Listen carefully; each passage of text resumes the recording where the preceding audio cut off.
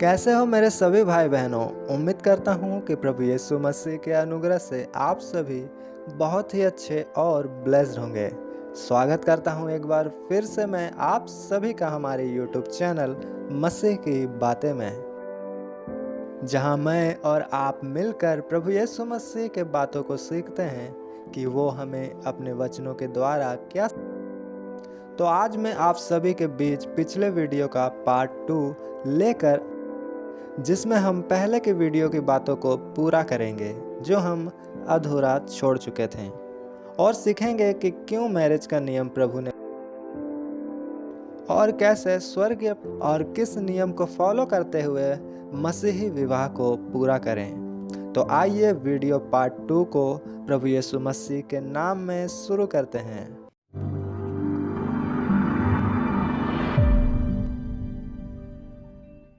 सबसे पहले हम जानेंगे कि क्यों ऐसा नियम प्रभु ने बनाया कि विवाह करना जरूरी है।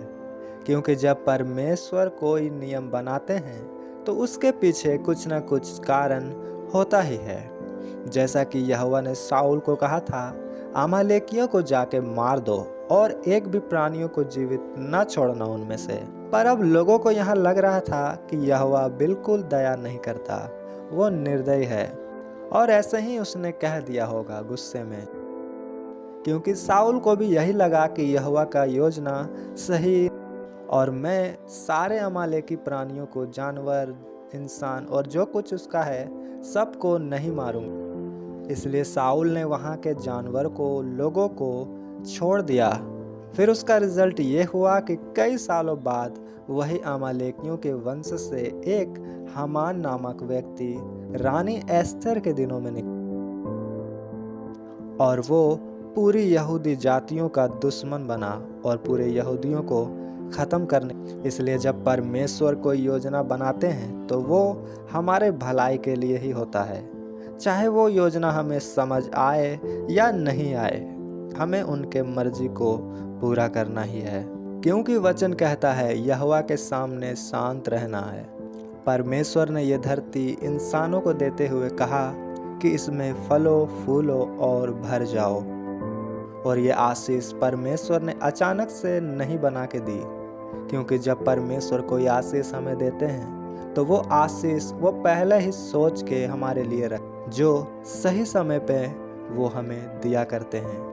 इस कारण ही जब इसहाक ने अपने बड़े बेटे एसाव को जो आशीष देने की सोच रखी थी, जब वो आशीष याकूब धोखा देके अपने पिता इसहाक से ले लेता है, तो फिर इसहाक के पास दूसरी आशीष नहीं होती है जो वो अपने बड़े बेटे एसाव को दे सके।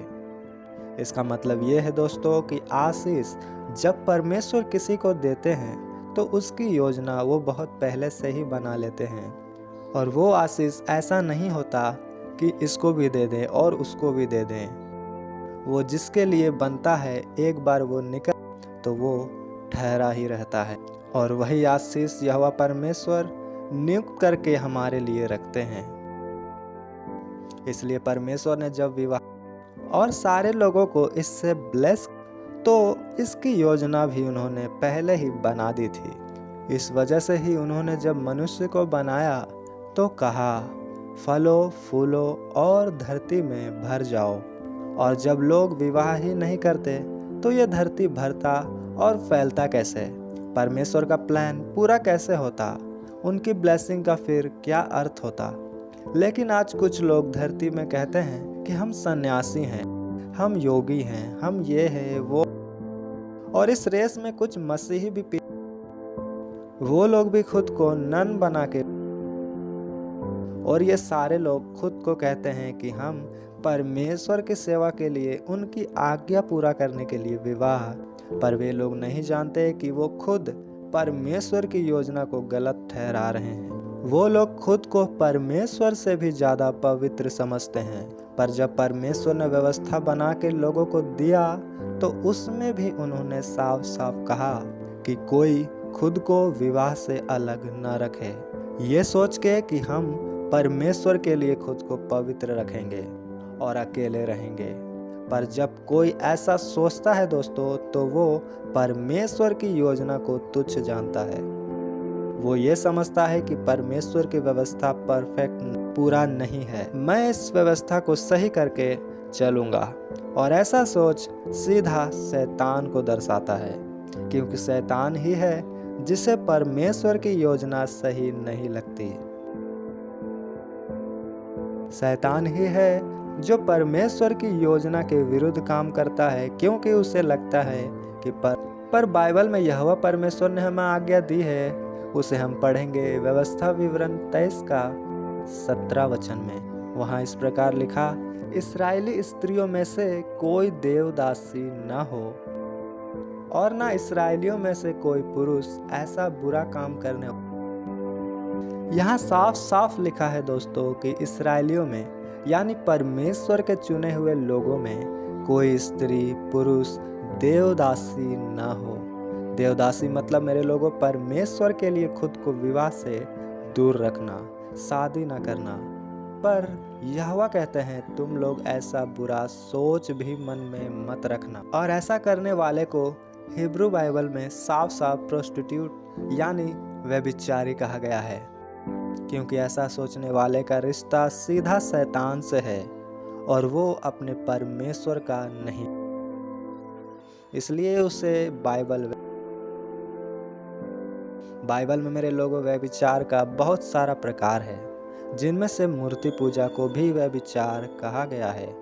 और दोस्तों जो मसीह लोग प्रभु जाकर परमेश्वर के बनाए हुए मैरिज के व्यवस्था को बुरा कहते हैं और खुद को नन बना लेते हैं, बाइबल बताता है कि तुम ज्योति में आके भी भटक गए तो तुम्हारा अंधकार क्या है।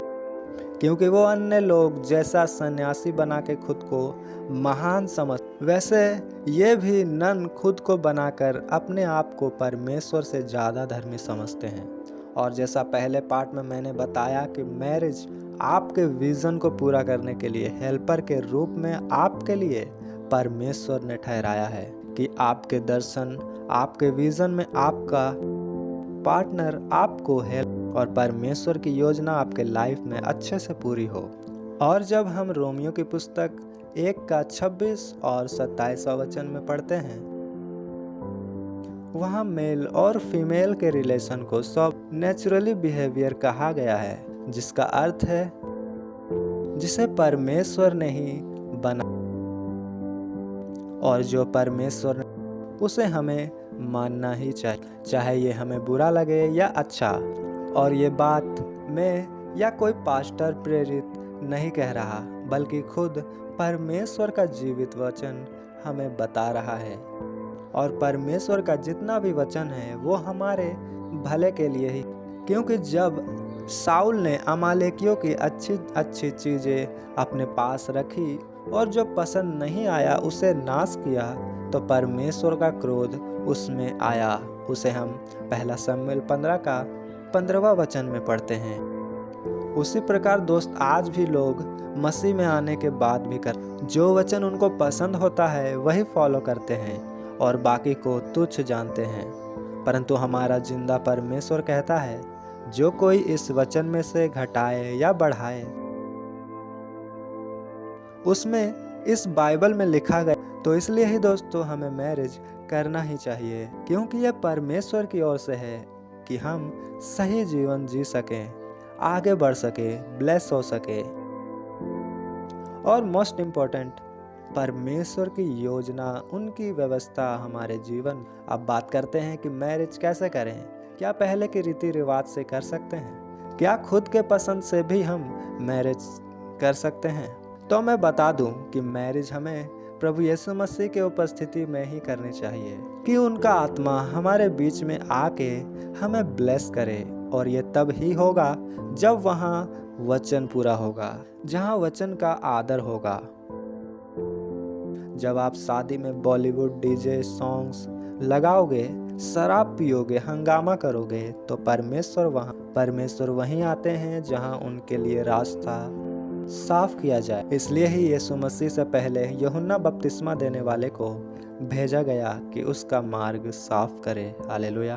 तो आप अपनी मैरिज में आराधना कर सकते हो, प्रार्थना कर सकते हो जब मेरे राजा होने के बावजूद अपने प्रजा के सामने लड़कियों की तरह नाच सकता है, इतना बड़ा राजा होके मेहमानों के सामने परमेश्वर की स्तुति तो कर ही सकते हो। क्योंकि दाऊद कहता है, जो लोग मुझे नाचते देख हंस रहे हैं, मेरा परमेश्वर उन्हीं लोगों के बीच मुझे और भी, क्योंकि हमारा परमेश्वर दोस्तों जिंदा है और वो हमें हर पल स्वर्ग से निहारता रहता है। और जब वो देखता है कि हम अपने जीवन के हर एक मोड़ पर परमेश्वर की महिमा करते हैं, तो वो हमें और भी ऊंचा करता है। आप अपनी शादी में अन्य लोगों की तरह वो मंत्र तंत्र नहीं कर सकते जो अन्य जाति के लोग करते हैं। पर इसका मतलब ये नहीं, बाइबल कहती है आप हल्दी मेहंदी जो रहता है वो ना लगाओ। अगर आपको नहीं लगाना तो कोई बात नहीं, बट अगर लगाना ही है तो आप लगा सकते हो। बस उनमें कोई अन्य स्थल का यानी किसी और की वेदी का कोई काम ना हुआ हो, जैसे कोई मंत्र पूजा पाठ, किसी प्रकार का कोई बात जो उसे शैतानी बनाता हो। क्योंकि मेरे दोस्तों, ये हल्दी मेहंदी और जितने भी चीज़ें हैं वो सारा कुछ परमेश्वर ने ही बनाया है, और उन्होंने हर एक चीज़ को जब बनाया तो कहा अच्छा है। इसलिए अगर आप चाहो तो इन चीज़ों को यूज़ कर सकते हो। बाकी अब आपको देखना है आगे कि किस चीज़ों में मंत्र करके उसे किया जाता है, किसे नहीं।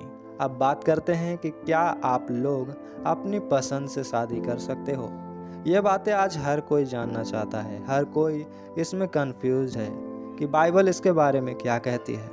बाइबल कहती है दोस्तों कि जब हम किसी से मैरिज करते हैं तो हम उसके साथ एक शरीर हो जाते हैं। फिर हम दो व्यक्ति नहीं बल्कि एक हो जाते हैं। एक होने का अर्थ है उसका सारा अच्छाई बुराई और पाप और भलाई भी हमारा हो जाता है।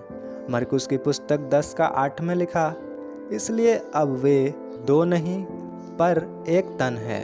हालेलुया।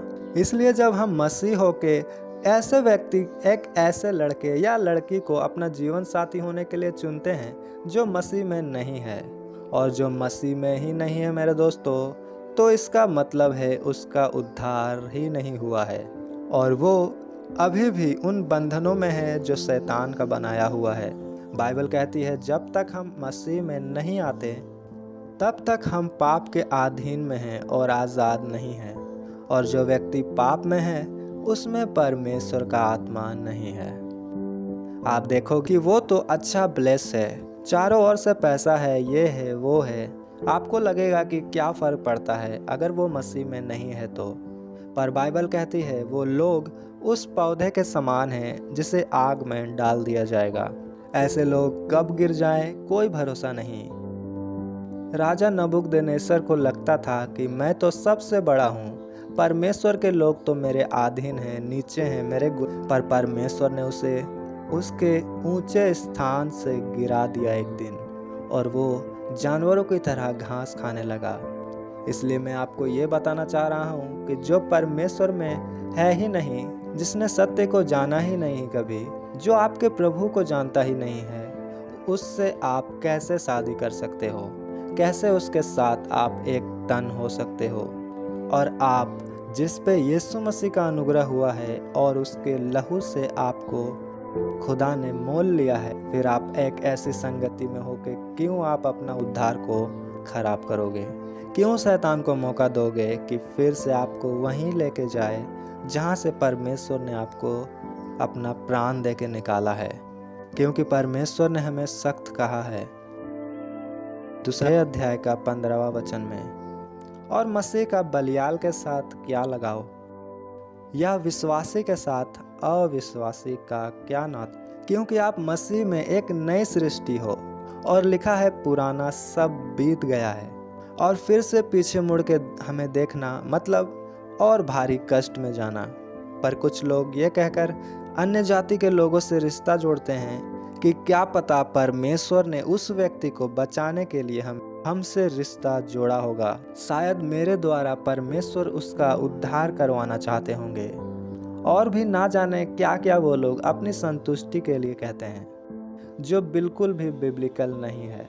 क्योंकि परमेश्वर ऐसी योजना नहीं बना सकता, क्योंकि वो बदलने वाला खुदा तो नहीं है। बाइबल के नियम के मुताबिक अगर परमेश्वर को उस बंदे या बंदी को बचाना होगा, उद्धार करवाना होगा, तो उसकी शादी के लिए वो किसी विश्वासी और अपने खास लोग को उसे नहीं देंगे, बल्कि उसके पास चरवाहे को भेजेंगे, उसके पास प्रचारक को भेजेंगे जो उसे वचन सुनाए, ताकि पवित्र आत्मा उनके मन में काम करे, जिससे उसका उद्धार हो जाए। और यही बाइबल में लिखा है जो सच है, उसे हम पढ़ेंगे यिर्मयाह की पुस्तक 3 अध्याय का 15वां वचन में। वहाँ लिखा, और मैं तुम्हें अपने मन के अनुकूल चरवाहे दूंगा, जो ज्ञान और बुद्धि से तुम्हें चराएंगे। तो जो बेकार का आर्गुमेंट करते हैं अन्य जाति से पसंद वाले से शादी करने के लिए, वो बेकार की बात है। ऐसे लोग कुछ दिनों के बाद अन्य जगहों में किसी दिखते हैं। जब सुलेमान इतना बुद्धिमान होके भी किसी अन्य जाति से मैरिज करने की वजह से परमेश्वर से भटक गया, तो आप और मैं क्या चीज़ है। और कई लोग ज़्यादा ही स्पिरिचुअल हो जाते हैं और ये कहना शुरू करते हैं कि मैं शादी से पहले अपने होने वाले पार्टनर से बात नहीं करूँगा या नहीं करूँगी, उन्हें देखूँगा भी नहीं, और बल्कि शादी के बाद एकदम से उससे मिलूँगा या ये ना जानते हुए कि उसको परमेश्वर कैसे गाइड कर रहे हैं मैरिज के बारे में। वो आत्मा की नहीं सुनते, वो किसी और को देखकर कॉपी करना चाहते हैं। उसको परमेश्वर ने ऐसे मैरिज में ब्लेस किया था, तो मैं भी वैसे ही करूँगा। मेरे लोगों, परमेश्वर का प्लान हर किसी के लिए, हर किसी के जीवन में एक समान नहीं हो। वो एक ही बाइबल में लिखा है, परीक्षाएं नाना प्रकार की है, ब्लेसिंग और तरह की है, योजनाएं अलग अलग है, जिसे हमें पवित्रताई में रहकर हमारे लिए जानना है कि परमेश्वर की योजना हमारे लिए कैसी। और जब वो बिना देखे शादी कर लेते हैं किसी और को कॉपी करके, फिर वो बाद में पछताना शुरू करते हैं और परमेश्वर को दोष देते हैं। पर खुदा कहते हैं, मैंने तुझे कुछ और ही युक्ति दी थी जो तूने खुद फॉलो नहीं किया, क्योंकि आपको पवित्र आत्मा स्वप्न के जरिए, दर्शन के जरिए, विजन के जरिए, वचन के कि वो आपको मैरिज के लिए कैसे प्लान्स दे रहे हैं, जिसे आप तब ही समझ सकते हैं जब आपका रिश्ता परमेश्वर से सही है। वरना आप दूसरों का ग्रेस कॉपी करते हो जो आपके लिए नहीं होता, फिर आप ठोकर खाते हैं। क्योंकि जैसा कि मैंने बताया कि मैरिज कोई मजाक नहीं है जो परमेश्वर आपके साथ करे, बल्कि इसलिए है कि आपका विजन। तो परमेश्वर आपको किसी ऐसे के साथ नहीं जोड़ेगा जो रुकावट हो आपके आत्मिक रास्तों में, बल्कि वो आपको ऐसे पर्सन देगा जिसका रिश्ता परमेश्वर के साथ सही हो, जिसमें परमेश्वर विश्वास कर सकें। क्योंकि जब आप मसीह में हो तो आप परमेश्वर के कामों को पूरा करने की यात्रा में हो, जिसमें आपको ऐसा ही व्यक्ति सहायक के लिए दिया जाएगा जो खुद भी उसी यात्रा का हो जिसमें आप चल रहे हो। तब ही आप सही से एक साथ चल पाओगे। हालेलुया। कुछ लोग कहते हैं कि खुद पसंद करना अपने लाइफ पार्टनर को सही नहीं है, आपकी फैमिली ही के द्वारा आपका रिश्ता पक्का होना चाहिए। पर अगर यही एक नियम सही है मेरे लोगों, तो फिर उनका क्या जिनका इस धरती में कोई फैमिली नहीं है, कोई रिलेटिव नहीं है। फिर उसके लिए भी अगर कोई सॉल्यूशन दे सके तो आप दे सकते हो। इसलिए जब कोई किसी को कोई काम करने से सख्त मना करे तो उसका सॉल्यूशन भी दे। फिर वो जो अकेला या अकेली है वो क्या करेगी? वो लोग तो यही सोचकर अकेले रह जाएंगे कि खुद अपने पार्टनर को नहीं चुनना है और उनके लिए ना कोई ऊपर से टपकेगा। इसलिए उनका सॉल्यूशन दे सकें तो दे दें। परंतु मैं बताता हूँ मेरे लोगों, उनके साथ पवित्र आत्मा, उनके साथ परमेश्वर है जो उनको उसके पार्टनर से मिलवाएगा और सही निर्णय लेने में मदद करेगा। और जिनका फैमिली है, पिता और माता भी है, उनका भी ये गारंटी नहीं है कि वो उनको उनके लिए सही लाइफ पार्टनर चुन के ला सके। क्योंकि बहुत सारे ऐसे लोग होंगे आप में से जिनके घर वाले मसीह में नहीं है, जिसके वजह से वो आप लोगों के लिए अन्य जाति से रिश्ता लाते हैं। और फिर आप कंफ्यूज होते हो कि क्या करें, क्योंकि वचन में सिखाया गया है कि अपने पिता अपनी माता का आदर कर। परंतु मेरे दोस्तों, जब बात परमेश्वर की आती है, उनके वचन की आती है, तो हमें परमेश्वर को चुनना है। परिवार के अधीन रहने का अर्थ है कि वो जो भी कहते हैं वो करो, ये लगाओ वो लगाओ, ये खाओ वो खाओ। जिस तरह लिखा कि यीशु भी बड़े होने तक अपने माता पिता के पर विवाह आपको परमेश्वर की योजना से ही करनी है। आपकी फैमिली जो कहती है वो करो, लेकिन अगर वो ये कहते हैं प्रभु यीशु को मत मानो, तो वो परिवार शैतान आपके फैमिली के जरिए आपके जीवन में काम करना चाहता है। बाइबल हमें क्या हम पढ़ेंगे इफिसियों की पुस्तक 6 अध्याय का 1 वचन में, हे बालकों, प्रभु में अपने माता पिता के आज्ञाकारी बनो, क्योंकि यह उचित है। हालेलुया। लिखा, प्रभु में अपने माता पिता के आज्ञाकारी बनो, प्रभु के बाहर नहीं, क्योंकि वचन कहता है जो कुछ प्रभु के बाहर होता है वो पाप ही है। हमें अपने फैमिली के अधीन में वो करना है जो परमेश्वर के वचनों के विरुद्ध ना हो, क्योंकि बाइबल में इस्माइल का भी अरेंज मैरिज हुआ था। हाजिरा ने ढूंढा था उसके लिए रिश्ता, पर कैसा? जो परमेश्वर के लोग नहीं थे, एक मिस्री, और फिर परमेश्वर का कोई आशीष उनमें नहीं था अरेंज मैरिज करने के बाद। लेकिन वहीं याकूब ने खुद की पसंद से किया और परमेश्वर ने उसे सारे जाति का पिता ठहरा दिया। आज तक उसके नाम का देश धरती में जिसे हम तो बात लव मैरिज या अरेंज मैरिज का नहीं है। मैं ये किसी को सही या गलत साबित, बल्कि आपको ये मालूम होना चाहिए कि ये फैसला परमेश्वर की योजना के मुताबिक आप ले सको। ऐसा ना हो कि फैमिली के लिए आप चर्च छोड़ दो, अन्य जाति से मैरिज करके खुद भी पाप में डूब जाओ। प्रभु यीशु मसीह ने कहा लूका की पुस्तक 14 अध्याय का 26 में, यदि कोई मेरे पास आए और पत्नी और लड़के वालों और भाइयों बहनों वरन अपने प्राण, इसका मतलब हमें हर चीज से ज्यादा प्रभु यीशु मसीह को प्रिय जानना है।